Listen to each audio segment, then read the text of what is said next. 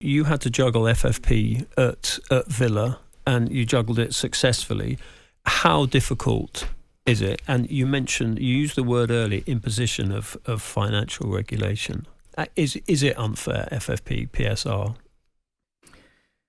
I think that these rules have two things. They never ended up where they were originally supposed to go. These rules were initially initiated by Michel Platini, exactly consistent with what I was previously saying, as in this case, a French-led attempt to tackle the ever-increasing superiority of English clubs. In 2008, 3 English clubs participated in the semi-finals of what Michel viewed as the European Cup.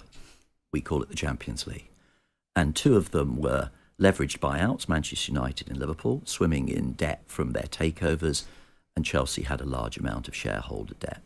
And so they began as a crusade to not allow debt in the sport because it was risky and it was damaging and it was enabling clubs to spend crazy money. There was no mention of the word debt in the final drafting of Financial Fair Play 2010-2011 because it changed. It became about break even. It became about clubs living within their resources. Now, I think the best way I think about it today is that has had a series of unintended consequences, those rules. The most obvious one being, I think there are 2. The biggest one you're alluding to, Henry, is that when Eddie Howe said in the first week of January, we're going to have to sell players if we want to buy players. That was a seismic moment for the average football fan like me, who's thinking, hold on, this club is owned by an impossibly wealthy owner who's highly ambitious. We've seen what they've done in golf. They didn't buy Newcastle to be a mid-table side. They want to challenge the elite. They want to challenge the establishment. They've got the money. There's no question of sustainability when they're using real cash. They're having to sell players, ironically probably, to the big 6 clubs who benefit from that.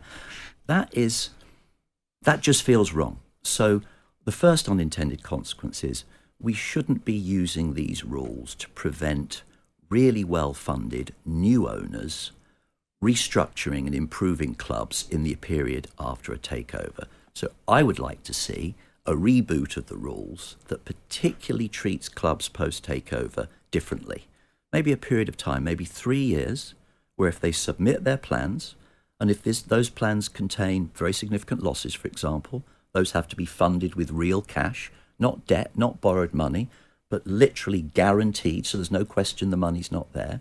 And for a period of time, they should be allowed to improve their clubs. That's been the way of English football since Victorian times. It may have been local butchers and bakers buying clubs in the Victorian era, not nation states or fabulously wealthy billionaires, but we need to do that. And the second area, which is very topical, an unintended consequence of FFP, and this is terrible for a trad football fan like me, is accountancy-led decisions to sell homegrown talent to comply with financial fair play.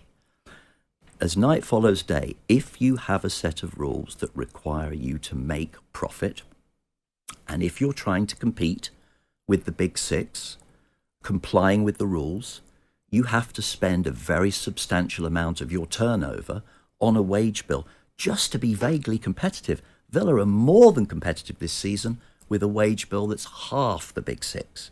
So you can do it, but in the long run, over time, ultimately, it's very difficult. So how do you comply and have a competitive wage bill? You have to generate profit. How do you generate profit? Selling players for profit. What are the most profitable sales? Players who are in the books for nothing. Academy players. I don't think anybody writing those rules in 2008, 9, 10 ever thought through round 5 corners to an end game where Chelsea would be, the Chelsea of 2024 would be a club without Mason Mount, Tammy Abraham, Ruben Loftus-Cheek. The list goes on. Maybe, incredibly, their player of the season, Conor Gallagher, probably having to be sold to comply with FFP.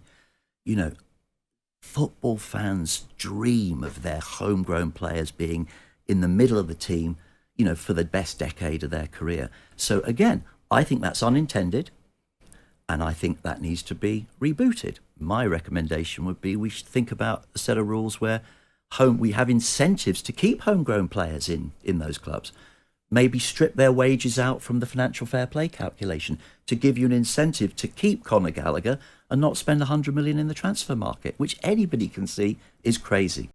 On AM, on DAB, via the talkSPORT app and on your smart speaker. talkSPORT.